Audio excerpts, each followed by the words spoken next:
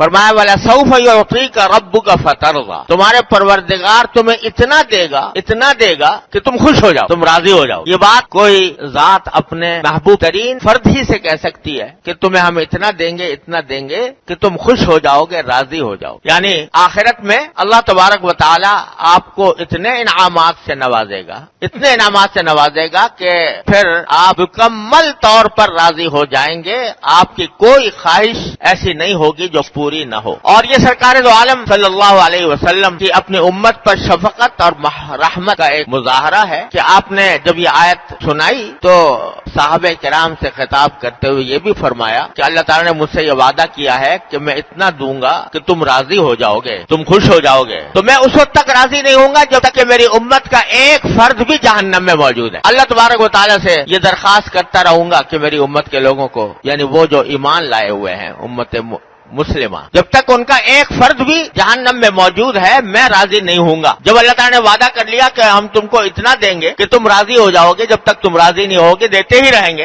तो अल्लाह तबारक व तआला से मैं अपनी उम्मत की मगफिरत मांगूंगा, उनकी शफाअत करूंगा। और जब तक एक फर्द भी उम्मत मुस्लिमा का बाकी है जहन्नम में, उसको जब तक निकाल न लूं उस वक्त तक मैं राजी नहीं होऊंगा। ये कितनी बड़ी अजीम बशारत है इस उम्मत मुस्लिमा के लिए, नबी करीम सल्लल्लाहु अलैहि वसल्लम की उम्मत के लिए। और अल्लाह तबारक व तआला का इनाम व करम है कि अल्लाह ताला ने हमें आप ही की उम्मत में दाखिल फरमाया। तो ये अजीम बशारत है कि कोई फर्द भी जो नबी करीम सल्लल्लाहु अलैहि वसल्लम पर ईमान लाया और ईमान लाने के तरीके से ईमान लाया, तो वो इंशाअल्लाह कभी न कभी जहन्नम से नजात पाकर जन्नत में दाखिल होगा। और ये बात रसूल करीम सल्लल्लाहु अलैहि वसल्लम ने अपनी मुतादिद अहादीस में भी फरमाई कि जो शख्स ला इलाहा इल्लल्लाह मुहम्मदुर रसूलुल्लाह का कलिमा पढ़कर उस पर अकीदा रखकर मुसलमान हो गया तो वो जन्नत में जरूर दाखिल होगा। हाँ, अगर उसने गलत अमल किए हैं, गुनाह किए हैं, तो उन गुनाहों का बदला इब्तिदा में उसको दिया जाएगा। अल्लाह बचाए, दोज़ख में जाना ही पड़ेगा। लेकिन वो दोज़ख एक मोमिन के लिए पाक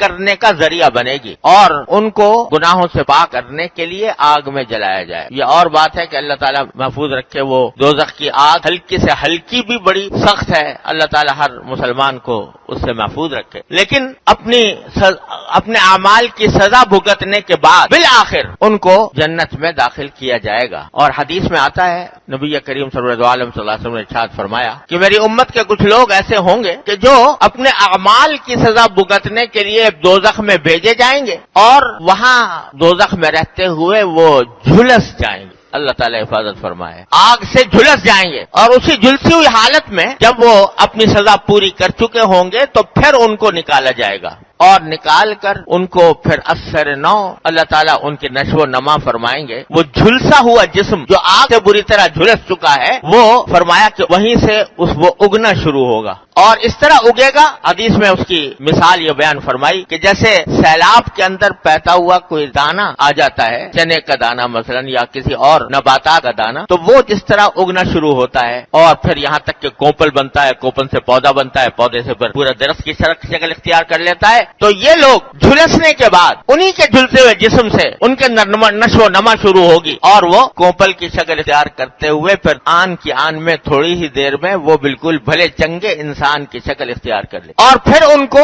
जन्नत की तरफ ले जाया जाएगा और फिर जन्नत में दाखिल किया जाएगा। और जो हजरात शुरू ही से जन्नत में है, वो दोज़ख से उनको साबिका कभी नहीं पड़ा, वो इन नौ वारिद जन्नतियों को का नाम रखेंगे कि जहन्नमी जन्नती हैं, जहन्नमीयीन इनको कहा जाएगा कि है ये जहन्नम से आए हुए हैं, इसलिए उनको जहन्नमी जन्नती कहा जाएगा। फिर अल्लाह तबारक व तआला उनको इतना देंगे जन्नत के अंदर ईमान की वजह से, क्योंकि ईमान लाए हुए थे, इस वास्ते अल्लाह तबारक व तआला इतना देंगे कि वो उनके दिल में जो ख्वाहिश भी होगी वो पूरी की जाएगी। गरज ये कि नबी करीम सल्लल्लाहु अलैहि वसल्लम ने फरमाया कि ये जो अल्लाह ताला ने मुझसे वादा फरमाया है कि हम तुम्हें इतना देंगे कि तुम राजी हो जाओगे, खुश हो जाओगे, तो मैं उस वक्त तक खुश नहीं हूंगा, उस वक्त तक अपनी रजामंदी का इजहार नहीं करूंगा जब तक मेरी उम्मत का एक फर्ज भी जहन्नम में मौजूद है। तो ये अजीम बशारत है सारी उम्मत मोहम्मदी अलैहि साहिब वस्सलाम के लिए। अल्लाह ताला अपनी रहमत से हमें ईमान और अमल सालेह की तौफीक अता फरमाए। तो इंशाअल्लाह نبی کریم صلی اللہ علیہ وسلم کی شفاعت ہمارا آخری سہارا ہے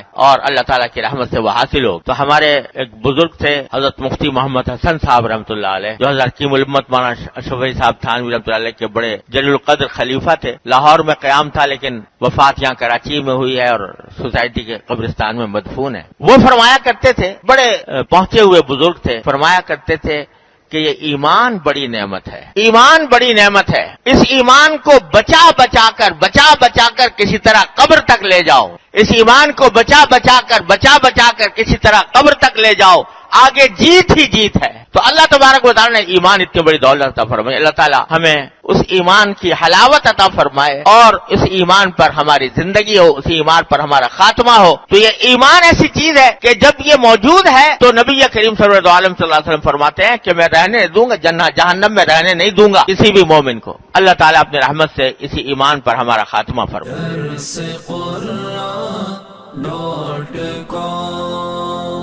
www.darsequran.com